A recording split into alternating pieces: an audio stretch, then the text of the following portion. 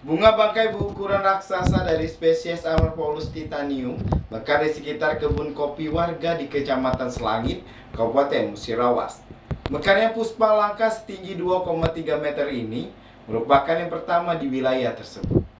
Warga di Desa Tabermani, Kecamatan Selangit, Kabupaten Musirawas dikejutkan dengan mekarnya flora langka bernama bunga bangkai raksasa di sekitar kebun kopi milik mereka yang berjarak sekitar 1 jam perjalanan dari pusat desa. Yang mekar pada Senin kemarin dengan ukuran tinggi bunga mencapai 2 meter, 30 cm dan diameter kelopak bunga mencapai 80 cm serta memiliki perpaduan corak warna yang indah untuk dipandang.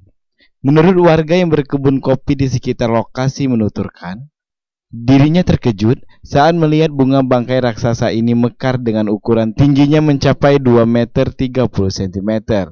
Dirinya berharap agar bunga ini dapat mekar kembali dan tetap lestari karena baru pertama kali mekar di lokasi ini. Bunga bangkai raksasa, kaget. Ukurannya berapa? Di 2,30 meter. Tahun depan kan lebih banyak lagi lah. Mekar kembali ya, Iya. tetap lestari gitu ya. Iya. Oke. Ini baru pertama kali di sini. Iya. Tim Liputan Silampari TV.